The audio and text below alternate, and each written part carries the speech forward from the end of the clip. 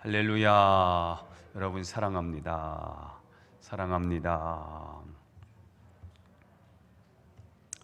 자, 우리는 지난 시간에 형제를 사랑하는 것이 예배의 완성이라는 사실을 알게 됐습니다. 내가 예배를 드렸으니까 이제 내 마음대로 해도 된다. 내가 예배를 드렸으니까 이제는 저 사람에게 미안한 마음을 가질 필요도 없다. 내가 하나님 앞에 헌금을 했으니까, 봉사하고 충성을 했으니까 이제 사람을 함부로 대해도 되고, 내가 예배를 마치고 나서 형제에게 성질을 내도 되고, 형제를 아무렇게 해도 되는 거 아니냐, 이렇게 생각을 했는데, 말씀을 듣고 보니까 예배를 드렸다면서 형제를 미워하고 사람을 함부로 대하면 이거 천벌받는 것이구나. 이웃사랑, 하나님 사랑과 이웃사랑이 함께 있어야 이게 참된 예배구나 라는 사실을 알게 되었습니다. 자, 오늘 본문은 더 깊이 나아가고 있습니다. 본문 25절을 함께 읽어보겠습니다. 시작. 너를 고발하는 자와 함께 길에 있을 때 급히 사화하라. 그 고발하는 자가 너를 재판관에게 내어주고 재판관이 옥리에게 내어주어 옥에 가둘까 염려하라. 자, 우리는 살인하지 말라는 율법을 범한 적이 없습니다. 우리는 살인하지 않았습니다. 다만 형제에게 분노하고 나가라고 하고 미련한 놈이라고 한 적은 있습니다. 자, 그런데 그런 우리를 고발하는 자가 있다는 겁니다. 아니, 사람을 죽인 것도 아니고 그저 사람을 좀 미워했고 욕 좀 했을 뿐인데 우리를 고발한다는 겁니다. 고발해서 재판 자리에 서게 하고 잘못하면 감옥에 가둘까 염려하라고 말씀을 하고 있습니다. 자, 오늘도 두 가지 말씀을 드릴 건데요. 첫 번째 질문입니다. 그러면 우리를 고발하는 자는 도대체 누구일까? 누가 우리를 고발할까? 나에게 괴롭힘을 당한 사람이 고발하는 것일까? 그렇지 않아요. 괴롭힘을 당한 사람은 그럴 힘이 없어요. 보통 힘 있는 사람을 고발하지 않아요. 왜냐하면 후환이 두렵기 때문입니다. 그러면 우리를 고발하는 자가 누구일까? 우리 신앙생활에 참소하는 자가 있어요. 누구지요? 사탄입니다. 쟤 저렇게 잘못됐대요. 쟤 예수 믿고도 거짓말한대요. 쟤 예수 믿고도 화낸대요. 그렇게 참소하는 자가 있어요. 그런데 사탄인가? 라고 생각했더니 사탄도 아닌 거예요. 왜냐하면 여기 사화하래요. 고발하는 자와 함께 사화하래요. 고발하는 자와 함께 화해를 하라는 거예요. 아니, 고발하는 자가 사탄이라면 사화한다는 것은 화해하는 거예요. 관계를 개선하는 것인데 사탄과는 관계 개선을 할 이유가 없지요. 아니, 사탄과는 화해하면 안 되는 거지요. 그러면 오늘 여기 고발하는 자는 사탄이 아니지요. 사탄은 사화의 대상이 아니기 때문이지요. 자, 그러면 피해를 입은 사람도 아니에요. 사탄도 아니에요. 그러면 도대체 누가 우리를 고발한다는 말일까요? 같은 본문을 취급을 하고 있는 누가복음 12장 58절을 읽어보겠습니다. 시작. 내가 너를 고발하는 자와 함께 법관에게 갈 때 길에서 화해하기를 힘쓰라. 그가 너를 재판장에게 끌어가고 재판장이 너를 옥졸에게 넘겨주어 옥졸이 옥에 가둘까 염려하라. 내가 너를 고발하는 자와 함께 법관에게 갈 때에 우리를 법관으로 끌고 가는 고발자가 있구나. 길에서 화해하기를 힘쓰라. 길에서 화해를 하지 못하면 이 고발을 길에서 화해하고 길을 막지 못하면 법관까지 가게 되고요. 거기 가서 감옥에 갇힐 수 있다는 거예요. 감옥에 갇히면 이제 끝나요? 지옥에 한번 들어가면 나오지 못하는 거예요? 끝이에요. 문제는 우리를 이 복권의 신 하나님께로 끌고 가는 자가 있다는 겁니다. 도대체 그가 누구일까요? 율법입니다. 말씀입니다. 문제는 이 율법의 고발에서 자유할 수 있는 사람이 아무도 없다는 거예요. 모든 사람이 죄를 범했음에 하나님의 영광에 이르지 못하더니 모든 사람은 이 법에 제한을 받아요. 법 아래 있는 거예요. 법 안에 갇혀 있는 거예요. 의인은 없나니 하나도 없어요. 죄의 싹은 사망인 거예요. 그러니까 누구도 이 율법 아래 자유할 수 있는 사람이 아무도 없는 거예요. 다 죽는 거예요. 다 심판을 받는 거예요. 다 지옥 가야 되는 거예요. 그래서 하나님께서 특단의 조치를 내리시지요. 바로 그 말씀이, 그 율법이 육신을 입고 우리 가운데 거하시는 거예요. 말씀이신 그분이 우리 육신을 입고 이 땅에 오신 거예요. 우리와 함께 길을 걷게 하나님께서 그렇게 은혜를 내려주신 것입니다. 그럼 우리와 함께 걸어가며 우리를 고발하는 자는 도대체 누구란 말이지요? 그분이 예수님이란 말이지요. 그분은 우리의 연약함을 아세요. 우리의 연약함을 도우시는 분이시지요. 우리가 부족하고 우리가 연약하고 죄성을 가지고 있다는 사실을 아시는 분이에요. 그래서 그분은 내 마음을 고치시는 분이지요. 볼 수 없는 상처를 그분은 만지시는 분입니다. 나를 아세요. 나를 다 이해하시는 분이세요. 내 영혼을 새롭게 하시는 분이세요. 그분이 저와 여러분의 주님이세요. 아멘. 자, 그런데 그런 예수님이 왜 우리를 고발할까? 말씀이신 예수님이 왜 우리를 고발합니까?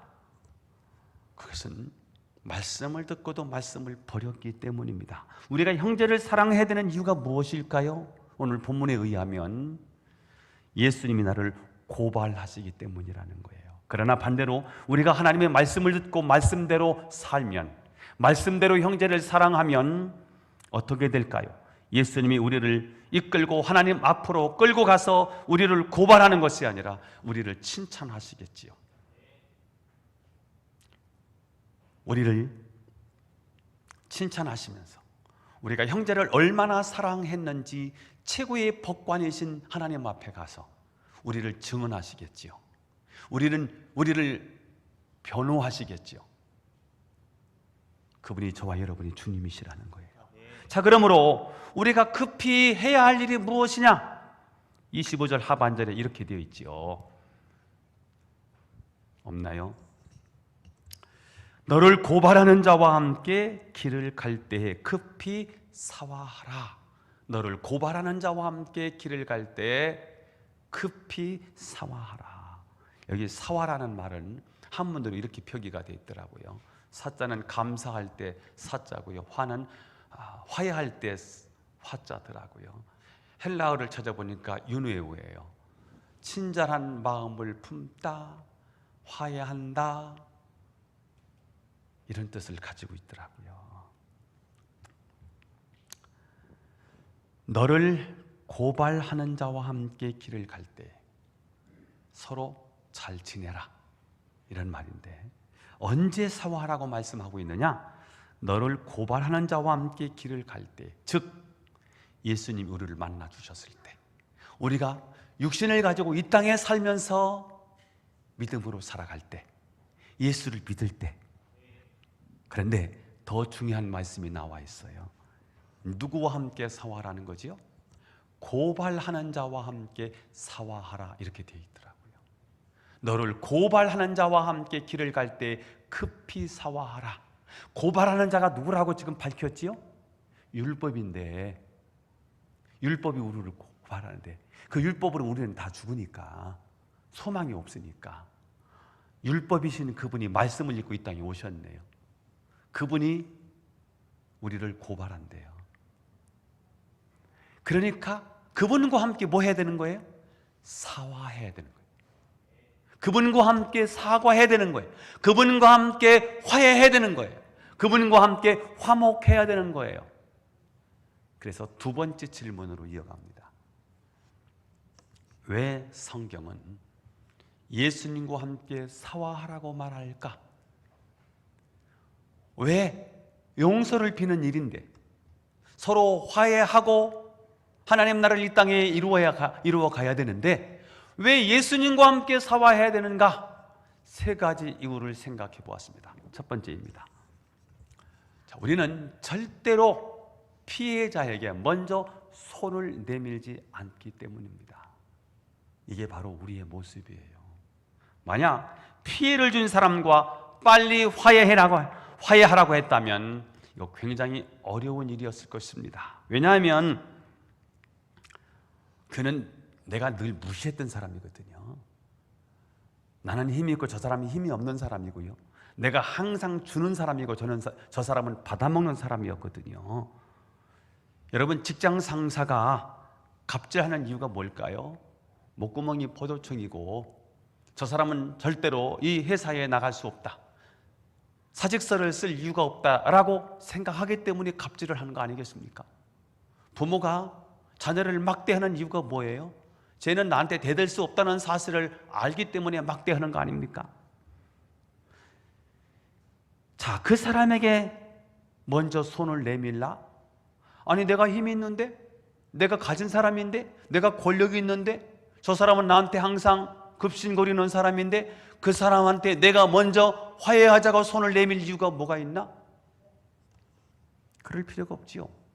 이게 인간의 한계입니다. 그래서 사화하는 일이 정말 어렵다는 사실을 아셨어요. 사화해야 돼요. 그래야 예배가 완성이 되는 거예요. 형제를 사랑해야 되는 거예요. 형제와 화해해야 되는 거예요. 원망들은 만한 일이 있으면 풀어야 되는 거예요. 그런데 그게 스스로 안 되는 거예요. 힘 있는 자가 힘 없는 자를 용서하는 거, 용서를 받는 거, 이거 굉장히 힘들다는 사실을 아셨어요. 그래서 너 스스로 안 돼, 나와 함께 해야 돼 라고 말씀을 하시는 거지요. 반대로 내가 그 사람에게 화해하겠다고 말하면 아마 그 사람도 싫어할 거요.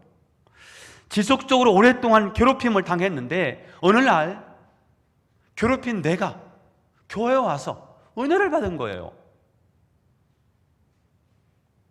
형제하고 화해를 해야 되겠어요. 그래서 내가 너와 화해하고 싶다라고 말하면 그래, 내가 용서해 줄 테니까 마음 편하게 천국 가라, 이렇게 말하겠습니까? 전화 받기도 싫거든요. 문자 오는 것도요, 문자도 싫거든요. 만남 그 자체가 싫거든요. 그 사람을 만나면 옛날 일이 생각나고요, 억울했던 일이 생각나서요 가슴이 막 자꾸 울렁거리는데 그 사람을 만나고 싶겠습니까? 이렇게 당사자와 화해를 하는 일이 결코 쉽지 않더라는 거예요. 그래서 오늘 본문은 예수님께서 고발하는 자와 함께 사화해야 된다는 거예요. 고발하는 자가 누군데요? 예수님이 고발하신다는 거예요. 그분과 함께 사화해야 된다는 거예요. 내 인생에 주님이 개입하지 않으면 그게 결코 쉽지 않은 일이라는 거예요. 화해하고 싶어요.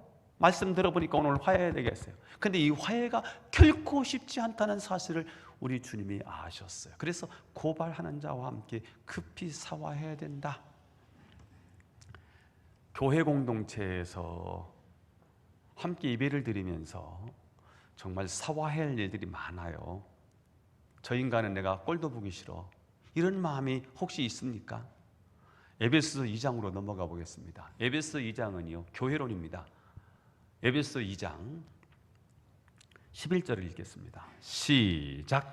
그러므로 생각하라. 너희는 그때 육체로는 이방인이요 손으로 육체에 행한 할례를 받은 무리라. 칭하는 자들로부터 할례를 받지 않은 무리라 칭함을 받는 자들이라. 자, 그러므로 생각하라. 뭘 생각합니까? 공동체를 생각하라는 거예요. 너희가 그때 예수 믿기 전이었어요. 육체로는 이방인이었어요. 자, 그런데 손으로 할례를 행한, 할례를 받은 무리라 칭하는 자들로부터, 그게 누구지요? 손으로 육체에 행한 할례를 받은 무리, 이들이 누구예요? 유대인들인 거예요. 이들로부터, 에베소 교인들이죠, 이방인들이죠, 할례를 받지 않은 무리라 칭함을 받는 자들이라. 유대인들로부터 저 할례 받지 못한 것들 하면서 야만인 취급을 받은 거예요.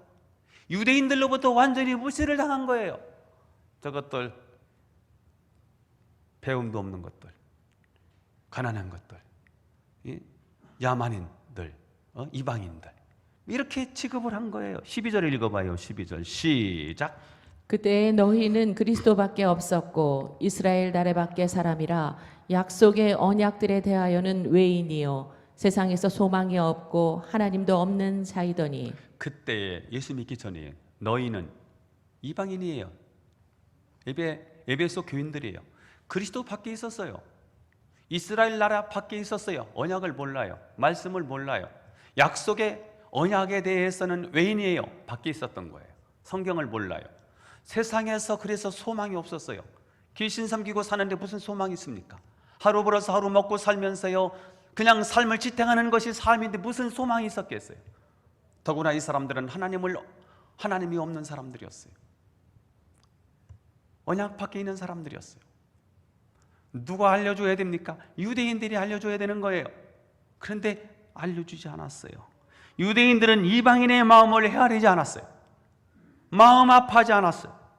그렇습니다. 인간은 누군가 나보다 약해 보이면 무시하고 함부로 하고 이용하려고 합니다.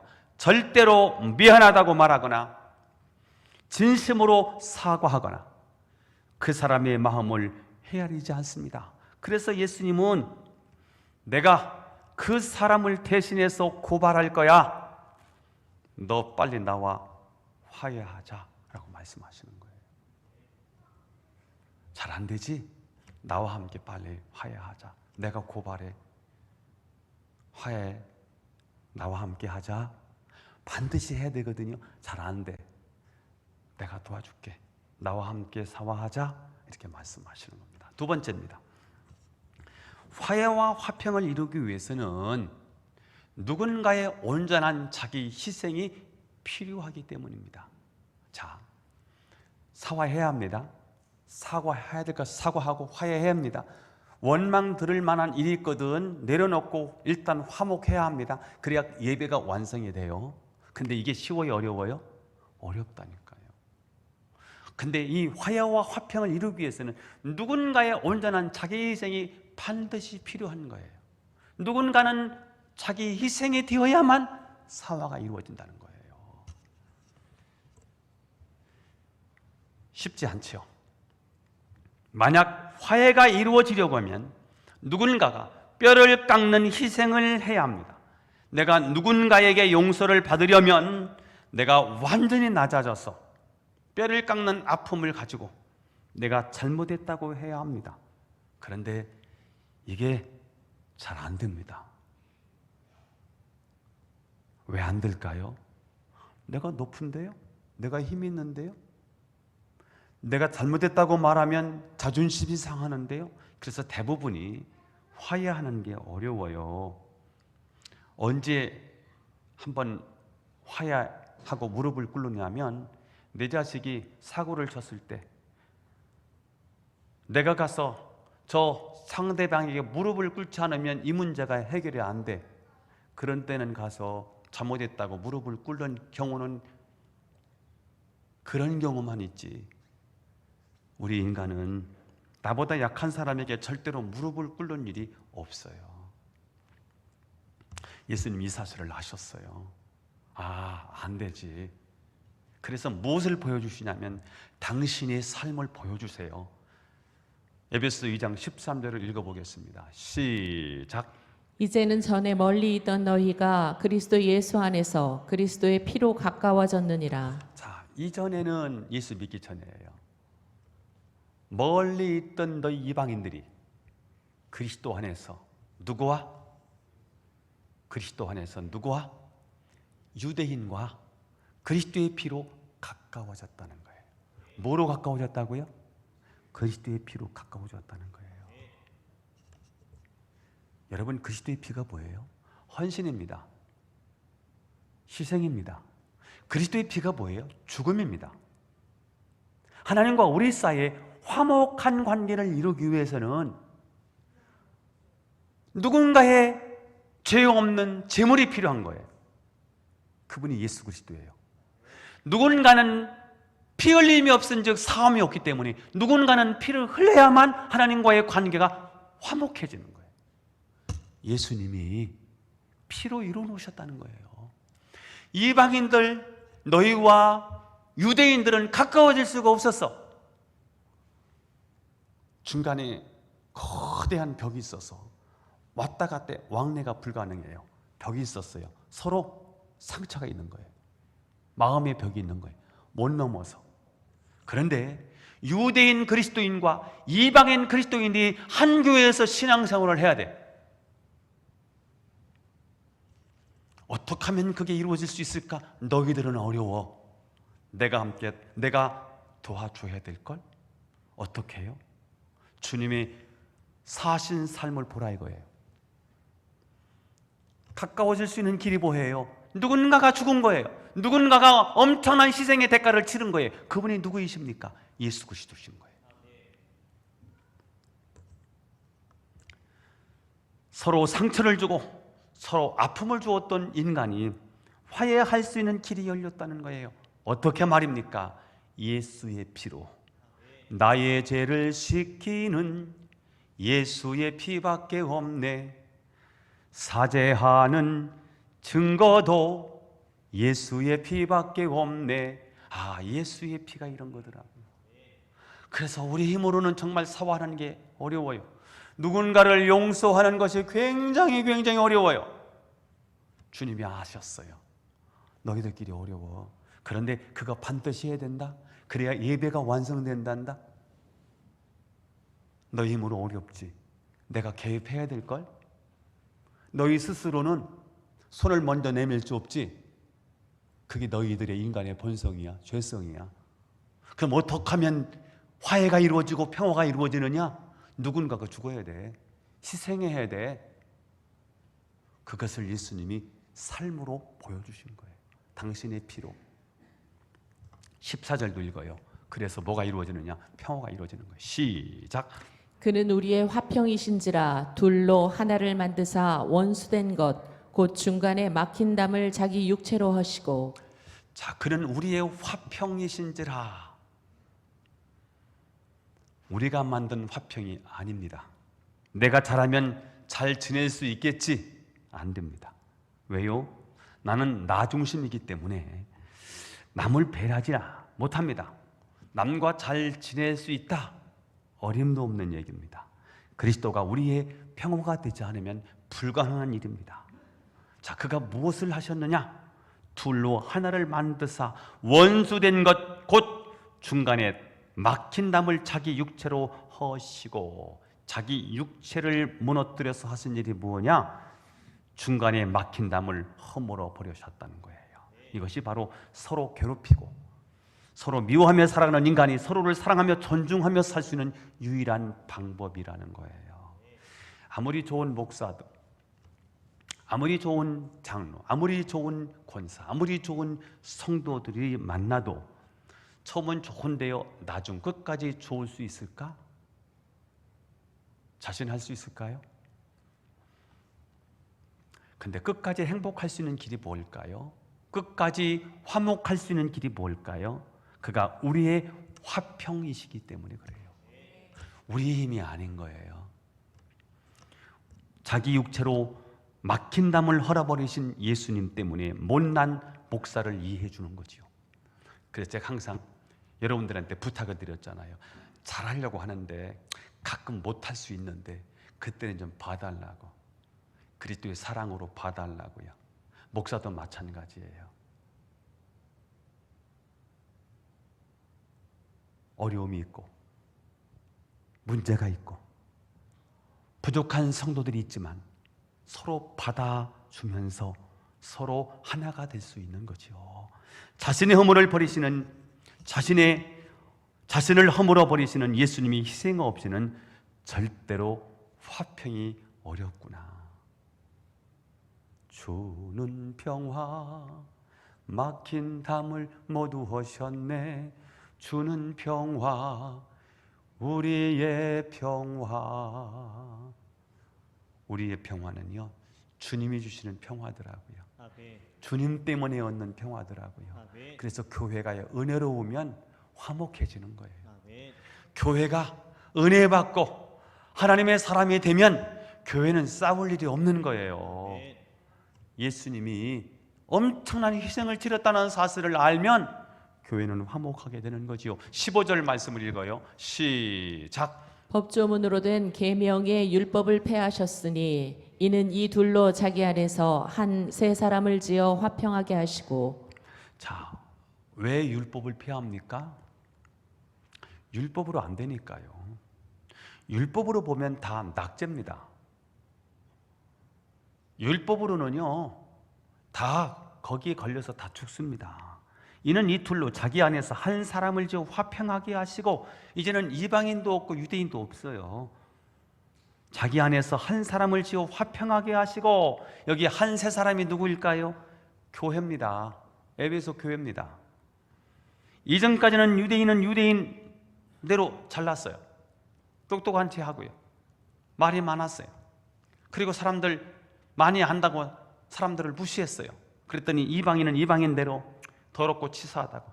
우리도 안 놀아. 유대인들 니들 잘났어? 잘난 사람들끼리 놀아. 우리는 안 놀아. 그래서 서로 극과 극을 달렸습니다. 자, 그런데 이제는 예수 안에서 한 세 사람을 지었습니다. 예수 안에서 한 공동체가 만들어졌습니다. 그래서 화평하게 한 거예요. 이게 에베소 교회를 지금 사도 바울이 옥중에서 편지를 써보내면서 이 교회 공동체, 교회론을 지금 얘기를 하고 있는 거예요. 16절을 읽어봐요. 16절 시작.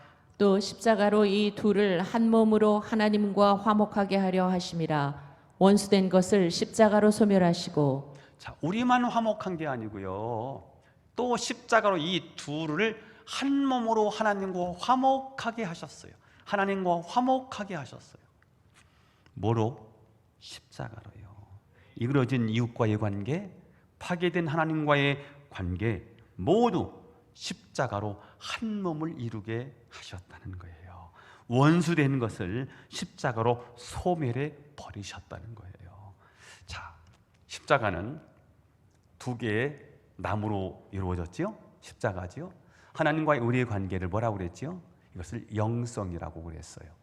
우리 이웃과의 관계를 뭐라고 하고요? 인격이라고 했습니다.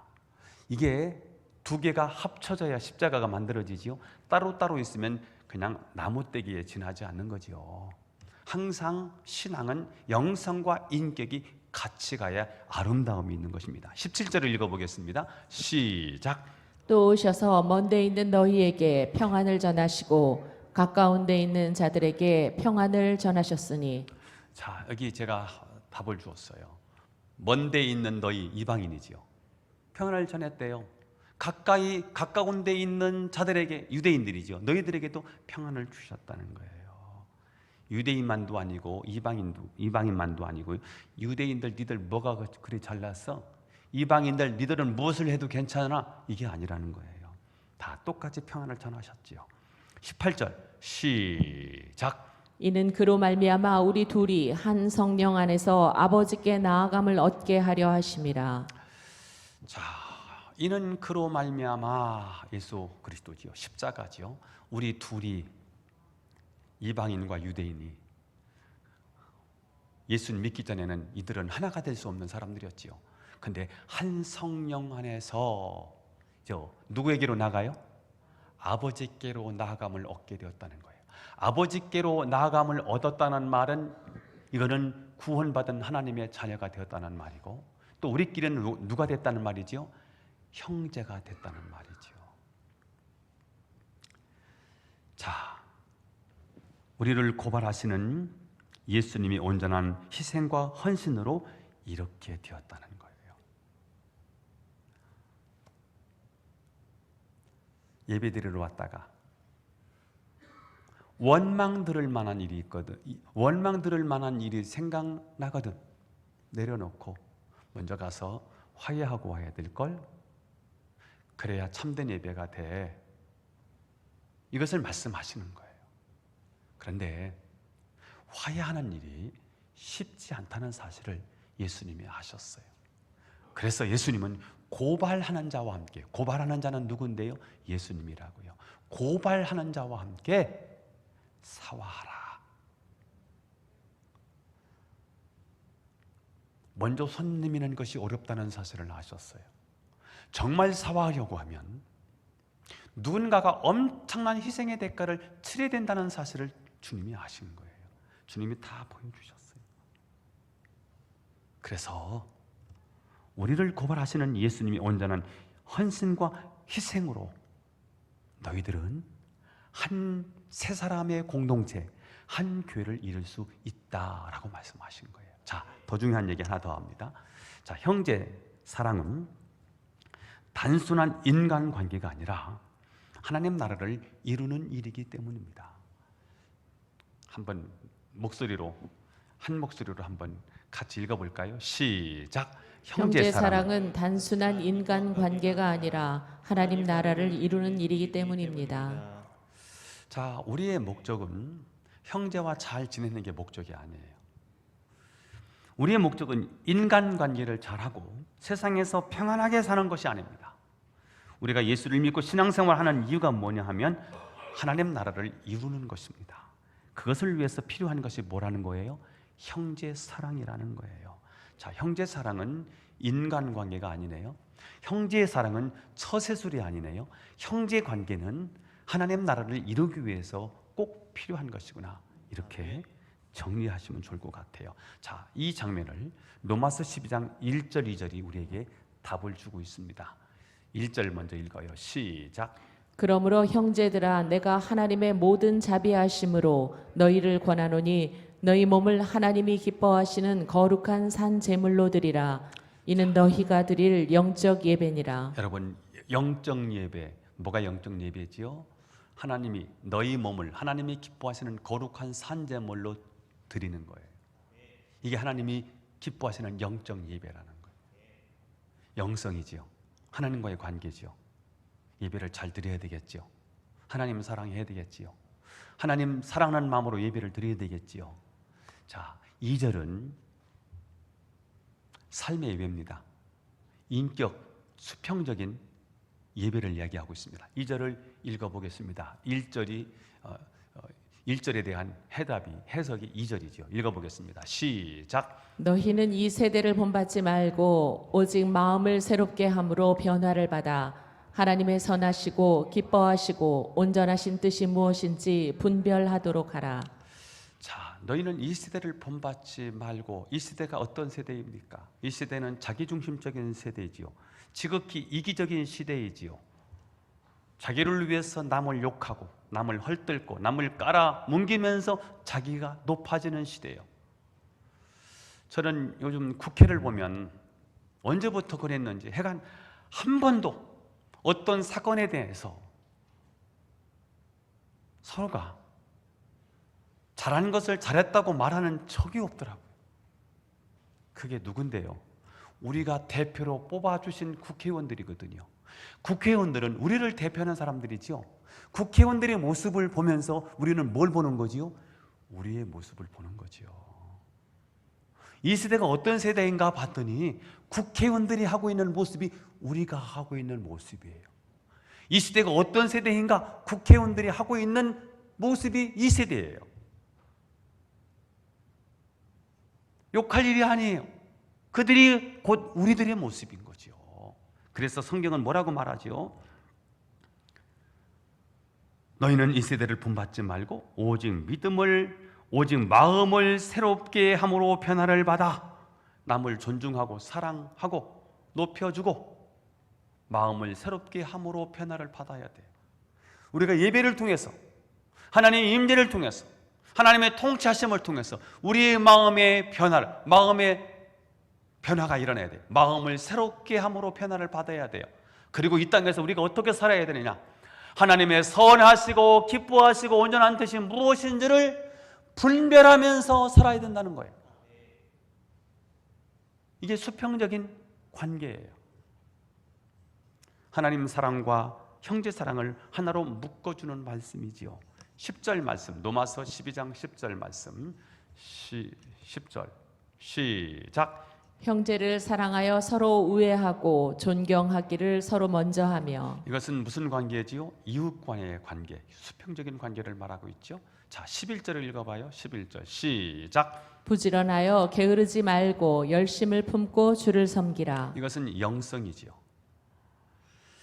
인격 이야기를 하다가 곧 영성으로 넘어갑니다. 왜요? 다른 얘기가 아니라는 거예요. 하나여야 된다는 거죠. 12절 시작. 소망 중에 즐거워하며 환난 중에 참으며 기도에 항상 힘쓰며. 이것도 뭐지요? 영성이지요. 기도에 항상 힘쓰며 하나님과 우리의 관계를 말해요. 13절을 읽어봐요. 시작. 성도들의 쓸 것을 공급하며 손 대접하기를 힘쓰라. 이것은 뭐예요? 형제 사랑을 말하고 있습니다. 하나님 사랑하다가 이웃 사랑하면서 씨줄과 날줄이 서로 섞여서 고급진 옷감을 만들어내지 않습니까? 씨줄만 있고 날줄만 있으면 그것은 그냥 실에 지나지 않는데 이것이 얽히고 설키면서 아름다운 옷감을 만드는 것처럼 하나님 사랑과 이웃 사랑이 얽히고 설켜지면서 아름다운 하나님 나라 공동체가 만들어진다는 거예요. 말씀을 정리해 보려고요. 하나님 나라 어떻게 이루어지는 것일까요? 예배의 완성 어떻게 이루어지는 것일까요? 하나님 사랑하고 이웃을 사랑할 때 하나님 나라가 완성되네요. 성격이 좋아서 잘 지낼 거야. 그러나 사람 좋은 것은 얼마 가지 못한다는 사실이지요. 극한 상황이 닥치면 금방 그의 인격이 드러나고 말지요. 그래서 우리는 뭐가 필요하냐? 십자가의 보혈이 필요한 거예요. 우리가 가정 생활에도 십자가의 보혈이 필요하고요. 직장 생활에도 또 교회 생활에도 예수님의 보혈이 필요하죠. 부부간에 십자가의 보혈이 없으면 당장 오늘 헤어져도 아무 문제가 안 되더라고요. 아니 10년, 20년을 몸을 섞어가면서 살았는데 어느 날 이혼하고 헤어져서요 살더라고요. 그게 되나? 요즘 세대가 그런 세대에 우리가 살고 있지 않습니까? 그래서 정말 행복한 가정을 이루려고 하면 정말 예수님의 보혈이 절대적으로 필요하다는 거죠. 복음성가가 있어요. 주의 보좌로 나아갈 때 어떻게 나가야 할까? 다른 길이 없지요. 어떻게 나가요? 나를 구원한 주의 십자가 그것을 믿으며 나가는 거지요. 자격 없는 내 힘이 아닌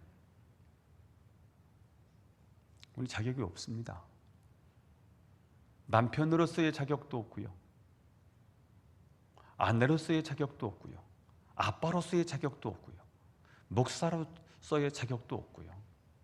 자격이 없는 우리가 어떻게 하나님 앞으로 나갈 수 있어요? 오직 예수님의 보혈로요. 자격 없는 내 힘이 아닌 오직 예수님의 보혈로 십자가의 보혈 완전하신 사랑 힘입어 나가는 거고요. 십자가의 보혈 완전하신 사랑 힘입어 예배하는 거죠. 오늘의 답은 오늘 복음성가입니다. 주의 보좌로 어떻게 나가야 될까? 주의 십자가로, 주님이 지신 십자가로 우리가 나가는 거고요. 자격 있는 내가 아니에요. 자격 없어요. 어떻게 주님 보좌로 앞에 나갑니까? 주님의 보혈이죠. 주님의 존귀한 보혈이 여러분의 심령에 흥건히 묻혀지기를 바라고 여러분의 가정 모두에게 십자가의 보혈이 뿌려지게 되기를 주 예수님의 이름으로 축원합니다. 기도하겠습니다. 하나님 아버지, 오늘 우리에게 말씀을 주셔서 감사하고 이 말씀 붙잡고 하나님 승리하기를 원합니다. 하나님 사화하라고 말씀하셨는데 우리 힘으로 할 수 없기에 주님과 함께 사화하라고 말씀하셨습니다. 주님의 능력으로 이제 먼저 손 내미는 자가 되게 하옵소서. 주님처럼 온전한 자기 희생의 주인공이 내가 되게 하옵소서. 우리의 목표는 좋은 관계가 아니라 하나님 나라인 것을 기억하고 하나님 나라를 이루기 위하여 우리가 사화하게 하옵소서. 예수님의 이름으로 기도하옵나이다. 아멘.